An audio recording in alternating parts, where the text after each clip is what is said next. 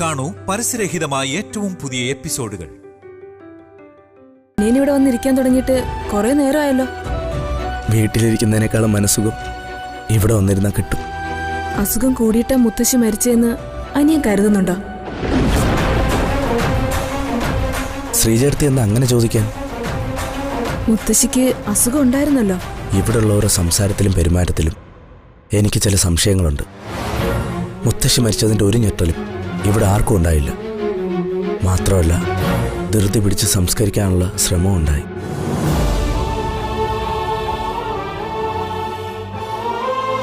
എനിക്ക് വീട്ടിലുള്ള വില അനിയൻ അറിയാലോ.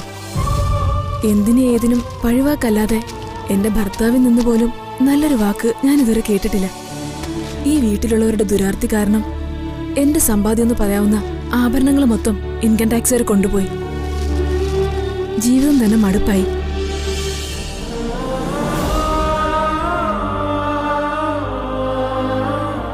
മുത്തശ്ശിയുടെ സ്നേഹം തിരിച്ചറിയാൻ കഴിയാതെ പോയോളാ ഞാൻ.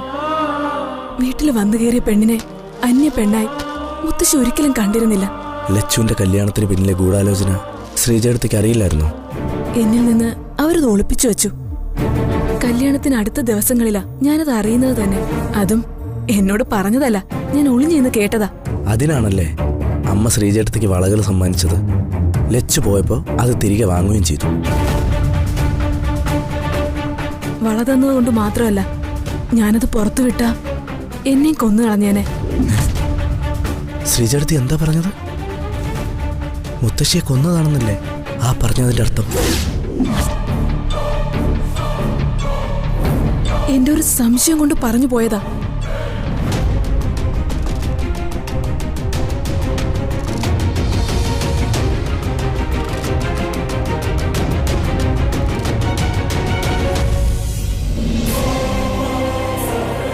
ഇതെന്താ ശ്രീചേർത്തി? മുത്തശ്ശി മരിച്ചു കിടക്കുമ്പോ കൈക്കുള്ളിൽ ചുരുട്ടിപ്പിടിച്ച നിലയില് കിട്ടിയ തുണികൃഷ്ണ ഇത്. ആ സമയത്ത് ഞാൻ ആരോടും ഇക്കാര്യം പറഞ്ഞില്ല. ഞാൻ സൂക്ഷിച്ചു വച്ചു.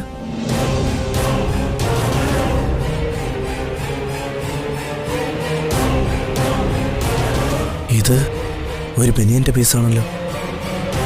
മുത്തശ്ശി മരണോപ്രാളത്തിലെങ്ങാനും കയറി പിടിച്ചപ്പോ? അങ്ങനെയാണെങ്കിൽ പുറത്തുനിന്ന് ആരോ വന്നിട്ടുണ്ട്. ഞാൻ അന്വേഷിച്ചു.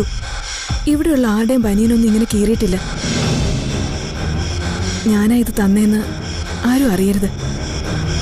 അനിയൻ എന്റെ പേര് പറഞ്ഞ എന്നെ കൊലയ്ക്ക് കൊടുക്കുന്നതിന് തുല്യമായിരിക്കും. ശ്രീചേർത്തി തന്നതാണെന്ന് ഞാൻ പറയില്ല.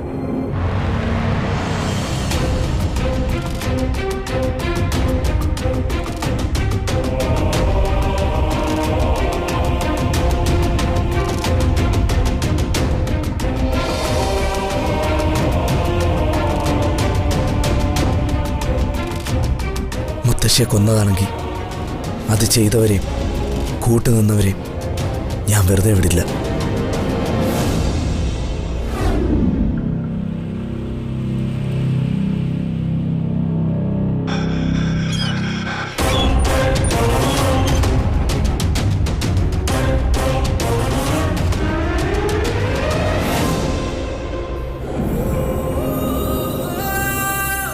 തുരത്തി ഓടിച്ചിട്ടും വീണ്ടും കയറി വന്നിരിക്കുന്നു, തെരുവനായ പോലെ. ഇനി ഇവളെ കണ്ടില്ലെങ്കിൽ ശ്രീകുട്ടി സ്വൈര്യം തരില്ലേ. അവിടെ കിടന്നുറങ്ങട്ടെ. അവലക്ഷണം.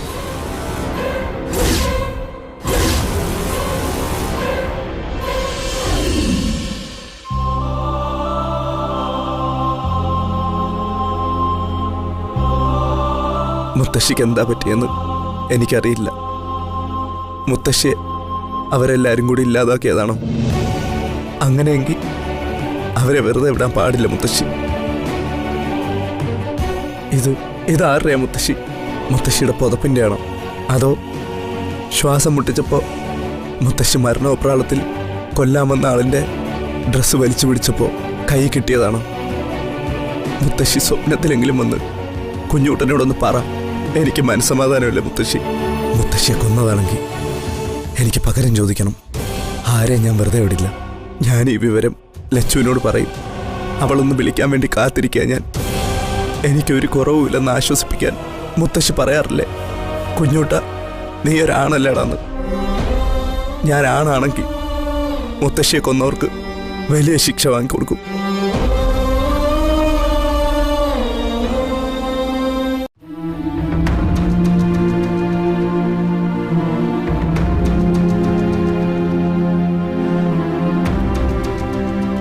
സ്വാതി, എടോ താനെന്നെ നിൽക്കണ്ട, പോയിക്കോ. സഞ്ജു ടെൻഷൻ ആവണ്ട. അമ്മയ്ക്ക് നല്ല ഇമ്പ്രൂവ്മെന്റ് ഉണ്ടെന്നല്ലേ അറിയാൻ കഴിഞ്ഞേ? എൻ്റെ മനസ്സിലെ വേദന അത് മാത്രമല്ല, അമ്മയ്ക്ക് ഇങ്ങനെ ഒരു അവസ്ഥ വരാനുള്ള കാരണം ഓർത്താ. അമ്മയുടെ ഏറ്റവും വലിയ ആഗ്രഹങ്ങളിൽ ഒന്നായിരുന്നു അമ്മയില്ലാതെ ഇന്നലെ നടന്നത്. ഇക്കാലം അത്രയും അമ്മ പല കാര്യങ്ങളിൽ നിന്നും ഒഴിഞ്ഞു നിന്നു. അതിനൊക്കെ അമ്മ അമ്മയുടേതായ പല കാരണങ്ങളും കണ്ടെത്തി പറഞ്ഞു. ഞാനതൊക്കെ വിശ്വസിക്കുകയും ചെയ്തു. ഇതിനും എന്ത് കാരണമാണ് അമ്മ പറയാൻ പോകുന്നതെന്ന് എനിക്കറിയില്ല. പക്ഷേ സത്യം അതൊന്നും അല്ലാന്ന് എനിക്കറിയാം. അമ്മയ്ക്ക് വേദന വന്നിട്ടുണ്ടെങ്കിൽ അതിന് കാരണം എൻ്റെ അമ്മയാണെന്ന് സഞ്ജയ് സംശയിക്കുന്നുണ്ടാവും. പക്ഷേ പഴയ വൈരാഗ്യമൊന്നും അമ്മയ്ക്കിപ്പോൾ ഇല്ല. അമ്മയുടെ മനസ്സിൽ എന്തുണ്ടെങ്കിലും അത് പുറത്തു വരും. എൻ്റെ അമ്മ സഞ്ജുവിൻ്റെ അമ്മയെ വേദനിപ്പിച്ചതായിട്ട് എനിക്ക് തോന്നുന്നില്ല. ആരും അത് കണ്ടതായും പറഞ്ഞില്ല. അതേപ്പറ്റി ഒന്നും ഇപ്പൊ സംസാരിക്കണ്ട.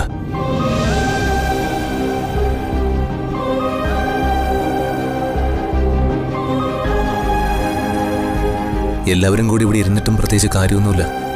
അങ്കിള് സ്വാധീനം കൂട്ടി പോയിക്കോളൂ. ശ്രീദേവി ചേച്ചി വാർഡിലേക്കൊന്ന് മാറ്റട്ടെ സഞ്ജു. ഇപ്പൊ സമയം ഇത്രയല്ലേ ആയിട്ടുള്ളൂ.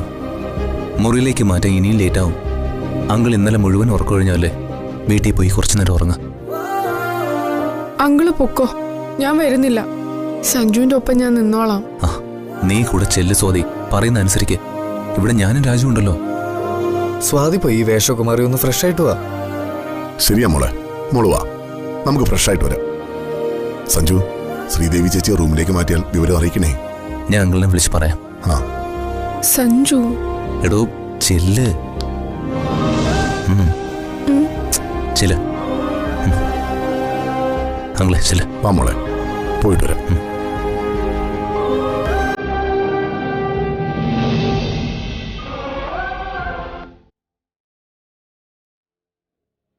ചെല്ല്.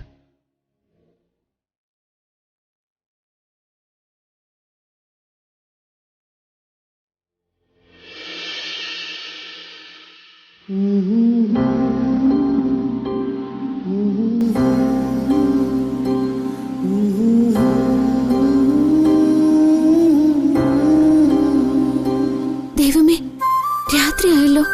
സമയം എത്രയെന്നറിയില്ല. ഇതുവരെ ആരും വന്നില്ലേ? അവരൊക്കെ വന്നല്ലോ.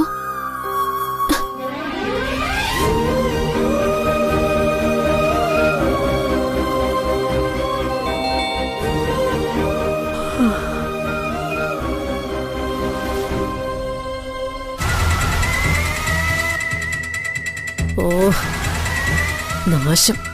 ഉണർന്നെഴുന്നേറ്റ് വന്നിരിക്കേ മറ്റുള്ളവരുടെ ഉറക്കം കളയാൻ. നിന്നെ ഞാൻ അകത്തേക്ക് എഴുന്നള്ളിച്ചത് തന്നെ. പ്രഭേഷ് ശ്രീകുട്ടി വരുന്നത് വരെ നീ പുറത്ത് നിൽക്ക്.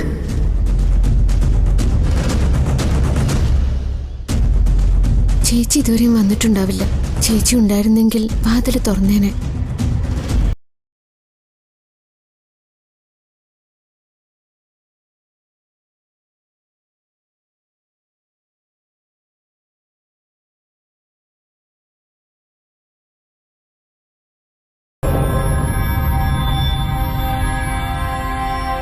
സർ, ഫാർമസിയിൽ നിന്ന് ഈ മെഡിസിൻ ഒന്ന് വാങ്ങണം. അമ്മ എനിക്കൊന്ന് കാണാൻ പറ്റുമോ സിസ്റ്റർ? സോറി സർ, ഇപ്പോൾ വിസിറ്റേഴ്സ് അലൗഡ് അല്ല. പേഷ്യന്റ് കരയാനോ സംസാരിക്കാനോ പാടില്ലെന്ന് ഡോക്ടറുടെ കർശന നിർദ്ദേശമുണ്ട്. ശ്രീദേവിയമ്മയ്ക്ക് ഇപ്പൊ എങ്ങനെയുണ്ട്? സുഖപ്പെട്ട് വരുന്നുണ്ട്. ഇപ്പോ തനിയെ ശ്വസിക്കാമെന്നായിട്ടുണ്ട്. ഇന്നലെ 6 മണിക്കൂറോടെ തുടർന്നാൽ പേഷ്യന്റ് നോർമൽ സ്റ്റേജിലെത്തും. റൂമിലെത്തിയിട്ട് കാണുന്നതാ സാർ നല്ലത്. മെഡിസിൻ എത്തിച്ചിട്ട് ക്യാൻറ്റീനിൽ പോയി ചായ കുടിച്ചിട്ട് വന്നോളൂ. ഇനി പേടിക്കാനൊന്നുമില്ല. Thank you sister. ഇപ്പഴാ സമാധാനായത്. ഞാൻ പോയി മെഡിസിൻ വാങ്ങിച്ചോണ്ട് വരാം. ഞാനും വരടാ. വാ.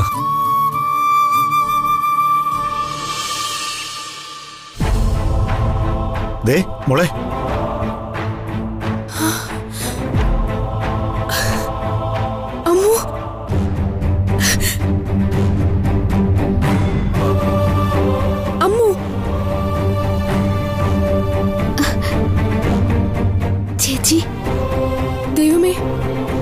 ശരീരം എല്ലാം തണുത്ത് മരവിച്ചിരിക്കുകയാണല്ലോ.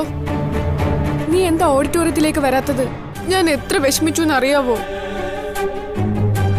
നീ എന്തിനാ ഇവിടെ വന്ന് കിടന്നത്? അമ്മ ഇവിടെ ഉണ്ടായിരുന്നല്ലോ. ഞാൻ വന്നപ്പോ ഇവിടെ ആരും ഇല്ലായിരുന്നു ചേച്ചി. നീ വന്നേ, വാ എഴുന്നേക്ക്. വാ.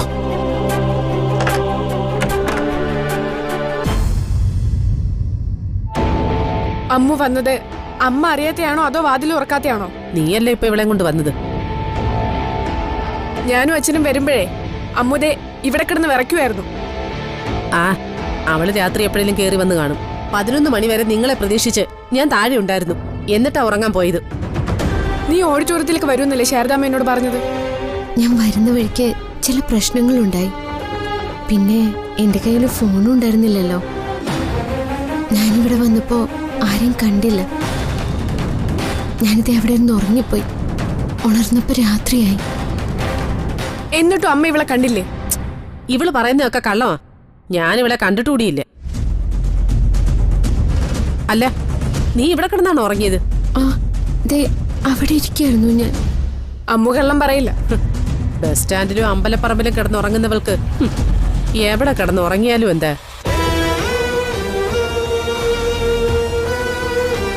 വാ, അമ്മു റൂമിലേക്ക് പൊക്കോളൂ. അവള് സുഖമായിട്ട് കിടന്നുറങ്ങിയതല്ലേ. ഞാനോ നിങ്ങളോ ഒരുപോലെ കണ്ണടച്ചിട്ടില്ല. അതിന് അമ്മയുടെ ഉറക്കം ആരാ കളഞ്ഞേ? അച്ഛനും മോളും തന്നെ. ശ്രീദേവിക്ക് അസുഖം വന്നതിന്റെ ശിക്ഷ മുഴുവനും ഇന്നലെ ഞാനാ അനുഭവിച്ചത്. എല്ലാം എന്റെ തലയെ കെട്ടിവെച്ചല്ലേ പ്രഭ സ്ഥലം വിട്ടത്. ആരെ തൃപ്തിപ്പെടുത്താനാ പ്രഭ ഓടിയെന്ന് എനിക്ക് മനസ്സിലാവുന്നില്ലേ. നാശം, തല പൊട്ടിപ്പൊളിഞ്ഞിട്ട് വയ്യ.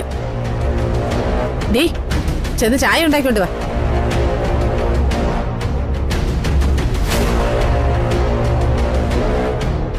അമ്മയ്ക്ക് നാണമുണ്ടോ അമ്മുവിനോട് പറയാൻ? വീട്ടുപണിക്കാരോട് ചായ ചോദിക്കാനും ഞാൻ നാണിക്കണോടി. നിനക്ക് അത്രയ്ക്ക് സങ്കടമാണെങ്കിലേ നീ ഉണ്ടായിക്കൊണ്ട് വാ. എനിക്കൊരു നല്ല ചായ ഉടനെ കിട്ടണം. ദൂരയാത്ര കഴിഞ്ഞു വന്ന് രാത്രി മുഴുവൻ അവൾ പുറത്ത് തണുത്ത് വിറച്ചു കിടന്നതാ. അമ്മ ഒരൽപ്പം ദയ കാണിക്ക്. അടുക്കള പണിക്കാരിയെ പരിചരിക്കേണ്ട ഗതികേടൊന്നും കാഞ്ചനയ്ക്ക് വന്നിട്ടില്ലേ. മതി, ഇനിയൊരു വിസ്താരം ഇവിടെ വേണ്ട. മോളെ, റൂമിലേക്ക് ചെല്ല്. പോകാൻ വരട്ടെ. നീ നമ്മളോട് ചോദിക്കടി. ഞാൻ ഏർപ്പാടാക്കി ആരെങ്കിലും ആണോ അവളെ തട്ടിക്കൊണ്ടുപോയി ഒളിവിൽ പാർപ്പിച്ചതെന്ന്? അവള് തന്നെ പറഞ്ഞെനിക്ക് കേൾക്കണം. പ്രഭയ്ക്ക് സംശയം ഉണ്ടായിരുന്നല്ലോ. വിളിക്കവളെ, എന്നിട്ട് മതി ചായ. അവളെ വിളിച്ച് അമ്മയ്ക്ക് കരയിപ്പിക്കണം, അതല്ലേ വേണ്ടത്? എന്തായാലും അമ്മയുടെ ആഗ്രഹം നടന്നല്ലോ.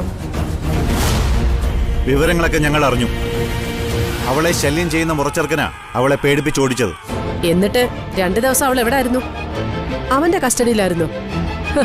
എന്നാ വിളിച്ചു കയറ്റി പൊറപ്പിച്ചോ. അച്ഛനും മോളും വിവരം അറിയാൻ പോകുന്നേ ഉള്ളൂ.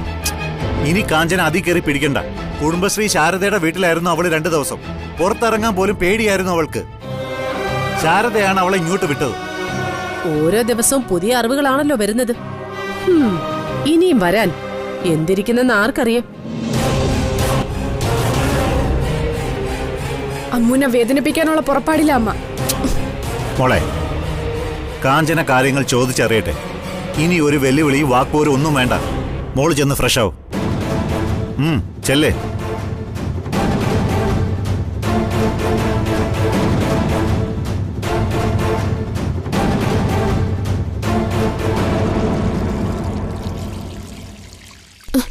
നീ ശാരദയുടെ വീട്ടിൽ നിന്നത് ഞാൻ പറഞ്ഞിട്ടാണോ? അതെ, ഇവിടുന്ന് 2 ദിവസം മാറി നിൽക്കണമെന്ന് പറഞ്ഞില്ലേ. നിന്റെ ആ മുറച്ചെറുക്കന്റെ പേരെന്താ? നരേന്ദ്രൻ തമ്പി.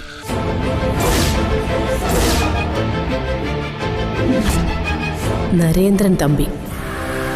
അവനെ കണ്ടുപിടിക്കണം.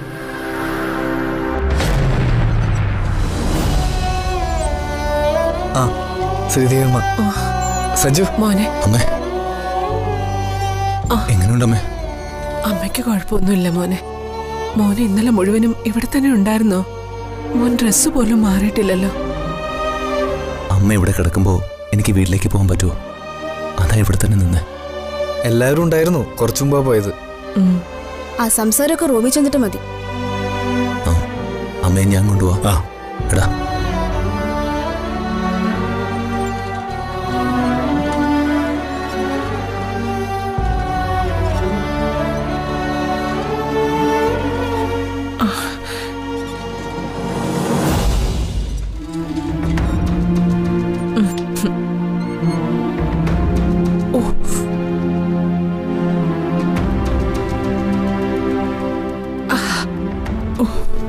അധികമൊന്നും സംസാരിക്കരുത്, നിങ്ങൾ ശ്രദ്ധിച്ചോളണം. ശരി സിസ്റ്റർ. മോൻ വല്ലാതെ വിഷമിച്ചു പോയില്ലേ?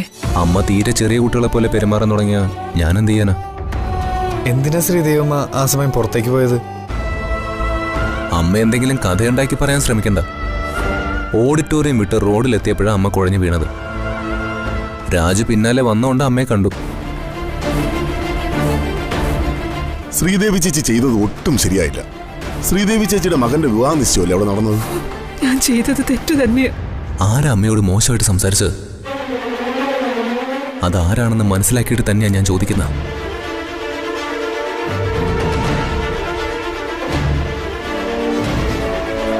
മനസ്സ് വേദനിച്ചിട്ടാ അമ്മ ഇറങ്ങിപ്പോയത്. നീ എന്തൊക്കെയാ മോനെ പറയുന്നത്? എന്നെ ആര് വേദനിപ്പിച്ചു? ശ്രീദേവമ്മ കാര്യം പറ. എന്നോട് ആരും മോശമായിട്ടൊന്നും പറഞ്ഞിട്ടില്ല. പെട്ടെന്ന് എനിക്ക് അസുഖം വരുന്നത് പോലെ തോന്നി. ഇൻഹേലർ എടുക്കാൻ മറന്നുപോയത് അപ്പോഴാ മനസ്സിലാവുന്നത്. രാജുവിനെ അവിടെയൊന്നും കണ്ടതുമില്ല. പിടിച്ചു നിൽക്കാൻ കഴിയാതെ വന്നപ്പോഴാ അവിടെ മെഡിക്കൽ ഷോപ്പ് ഉണ്ടെന്ന് കരുതി റോഡിലേക്ക് ഇറങ്ങിയത്. പിന്നെ ഒന്നും ഓർമ്മയില്ല മോനെ. ഞാനീ പറഞ്ഞത് സത്യമാ. അമ്മ ആരെങ്കിലും രക്ഷിക്കാനായിട്ടാണോ ഈ പറയുന്നത്? അല്ല മോനെ, ഞാൻ ചെയ്ത തെറ്റിന് നീ ആരെയും ക്രൂശിക്കരുത്. ആർക്കും ഒരു പങ്കുമില്ല. അമ്മ ബോധമില്ലാതെ റോഡിൽ കിടക്കുമ്പോഴാ എന്റെ വിവാഹ നിശ്ചയം നടന്നത്. ഞാനൊന്നും അറിയാതെ പോയമ്മ. എന്തൊരു ഭാഗ്യം കെട്ടവരാ ഞാൻ. ഭാഗ്യം കെട്ടത് ഈ അമ്മയാ മോനെ. എനിക്കല്ലേ അത് കാണാൻ കഴിയാതെ പോയത്.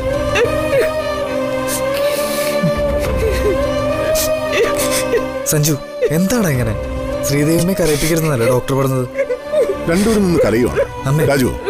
രാജു, ഇവനെ വിളിച്ചോണ്ട് പുറത്തു പോയി. വന്നേ, വാ വാടാ, നമുക്ക് കുറച്ച് നേരം പുറത്തു വെക്കാം. വാ നടക്ക്. ഇപ്പൊ ആശ്വാസം തോന്നുന്നുണ്ടോ? അവന് വലിയ സങ്കടമുണ്ട്. ശ്രീദേവി ചേച്ചിക്കും വിഷമുണ്ടെന്ന് എനിക്കറിയാം. എന്തായാലും കഴിഞ്ഞതെല്ലാം കഴിഞ്ഞു. ഇനി വെറുതെ രോഗമൊന്നും വരുത്തി വെക്കരുത്. ഇനി കുറച്ചു നേരം കിടക്കാം.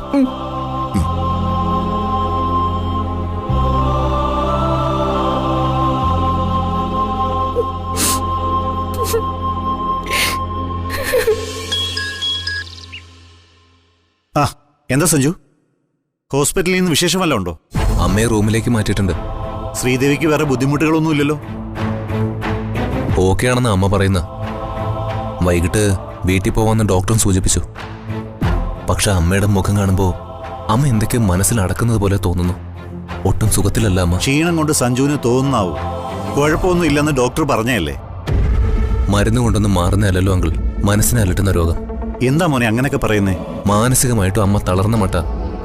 എന്തിനാ നേരം പുറത്തു പോയി എന്നുള്ള ചോദ്യത്തിന് വ്യക്തമായ ഒരു ഉത്തരം അമ്മ പറയുന്നുമില്ല. അസുഖലക്ഷണം കണ്ടപ്പോ പുറത്തിറങ്ങിയെന്നാണല്ലോ ഞാൻ അറിഞ്ഞത്. സഞ്ജു ചോദിച്ച ശ്രീദേവി പറയും. അമ്മയിൽ നിന്നും കൂടുതലായി ഒന്നും പ്രതീക്ഷിക്കാനില്ല. മനസ്സിൽ വല്ല മുറിവേറ്റിട്ടുണ്ടെങ്കിൽ അതിനെ കുത്തി നോവിക്കാന്ന് മാത്രം. അമ്മ വന്ന വിവരം ശ്രീദേവി അറിയിച്ചില്ലേ? അറിഞ്ഞു. അപ്പൊ ശരിയാങ്ങളെ. അവനാകെ ഡിപ്രസ്ഡ് ആണെന്ന് തോന്നുന്നു.